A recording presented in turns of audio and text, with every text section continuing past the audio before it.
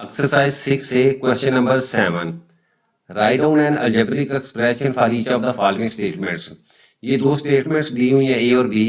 अच्छा, अब कहते हैं इसको आप अलजेब्रिक एक्सप्रेशन में जो है वो राइट डाउन करें।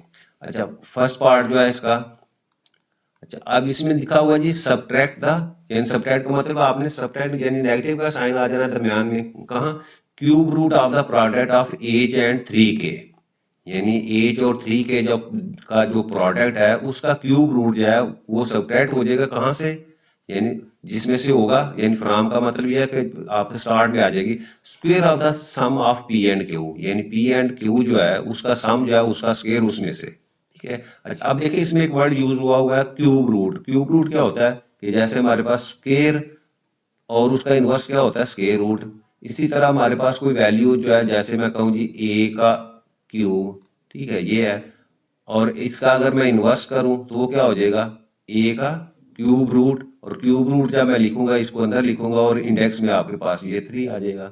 इसका मतलब स्केयर और स्केयर रूट जैसे आपस में इन्वर्स है, इसी तरह क्यूब और क्यूब रूट जो है वो भी आपस में जो है वो इन्वर्स है। ठीक है।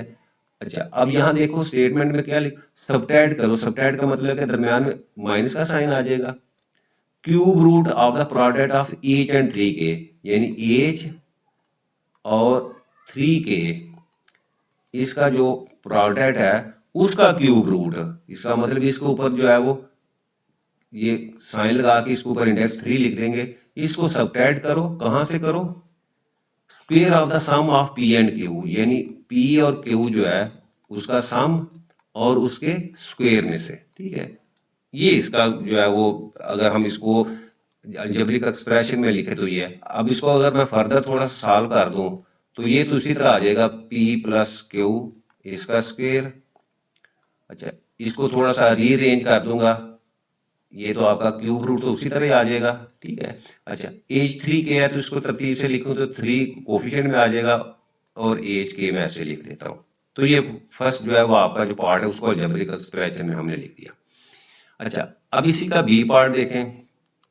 बी पार्ट में क्या कह रहा है, टोटल वैल्यू ऑफ, किसकी वैल्यू, एक्स 20 सेंट कॉइन्स, यानी 20 सेंट के जो कॉइन्स हैं उनकी जो टोटल जो है वो नंबर्स है वो एक्स हैं, and the 5 Y dollar notes in cents. ठीक है, और जो $5 नोट्स हैं उनकी तो जो टोटल तादाद है वो वाई है हमारे पास है। तो आपने क्या करना है, इन टोटल वैल्यू को वो कहता है किस में रिप्रेजेंट करो, इन सेंट्स के अंदर जो है लिखो। अच्छा, अब देखो ये जो पहली वैल्यू हमारे पास है 20 सेंट्स कॉइन्स, ये तो ऑलरेडी जो है वो आपके जो है वो सेंट्स के अंदर दिए हुए हैं, टोटल इनकी वैल्यू जो है वो एक्स है। ठीक है, यानी 20 सेंट कॉइन कितने हैं, वो एक्स हैं। ठीक है, और दूसरा नीचे क्या लिखा हुआ है, यहाँ उसने लिखा हुआ है $5 नोट्स जो है, अब उनकी तादाद कितनी है, वो वाई है। ठीक है, तो इसको सेंट्स के अंदर लिखो, यानी ये दोनों वैल्यूज को आपने किस में रिप्रेजेंट करना है, सेंट्स के अंदर जो है रिप्रेजेंट करना है। ठीक है, चलिए शुरू करते हैं इसको। स्टार्ट में तो मैं लिख देता हूँ जी टोटल वैल्यू, टोटल वैल्यू। ठीक है। अच्छा, अब देखें यहाँ पहले उसने कहा हुआ है एक्स 20 सेंट्स कॉइन्स, इसका मतलब एक्स कॉइन जो है वो मैं अलग लिखता हूँ, और ये क्या है 20 है। ठीक है, और ये जो 20 है ये किस में है, ये सेंट्स के अंदर दिए हुए हैं, ये ऑलरेडी सेंट्स के अंदर है। ठीक है, ये और प्लस दूसरी क्या लिखी हुई है, यहाँ जो है वो $5 नोट्स हैं और उनकी तादाद कितनी है, वो वाई है, तो वाई टोटल हो गए और $5 है। ठीक है, 5, अच्छा ये डॉलर्स है, ये टोटल है।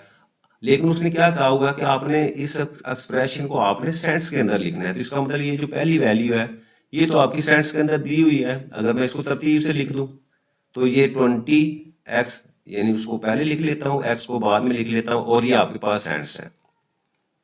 इसको तो सिंपल मैंने क्या किया है, तरतीब से लिख दिया और इसमें कुछ नहीं। अब ये डॉलर्स के अंदर है, अब डॉलर के अंदर है, वाई टोटल है तो वाई को मैं तो ऐसे ही रहने देता हूँ।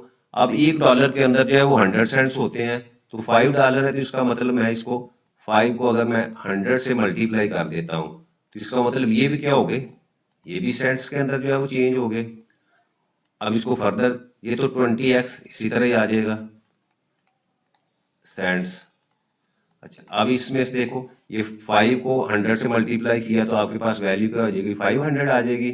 और अगर मैं इसको तरतीब से लिख दूं, ठीक है, तो ये y ये आ जाएगा आपके पास, और यहाँ आपके पास जो है वो 500 आ गया। अब ये 500 जो है ये क्या हो जाएंगे, ये सेंट्स हो गए हैं, यानी डॉलर को मैंने सेंट्स के अंदर जो है वो कन्वर्ट कर दिया है। फर्दर इसको अगर मैं लिखूं तो ये हो गया जी 20x, ये भी सेंट्स, और इसको मैं अगर लिखूं 505, ठीक है, ये भी आपके पास जो है वो सेंट्स के अंदर आ गया, ठीक है। और अगर इसको मैं कंबाइन करके देख लूँ तो मैं इस तरह भी लिख सकता हूँ कि 20x है और यहाँ आपके पास जो है वो 500y है, और ये दोनों सेंट्स के अंदर है तो सेंट्स को मैं जो है वो बाहर लिख लेता हूँ, ठीक है। तो ये आपके पास जो है वो टोटल वैल्यू आ गई, और टोटल वैल्यू को हमने जो है वो अलजेब्रिक एक्सप्रेशन के अंदर जो है वो रिप्रेजेंट कर दिया।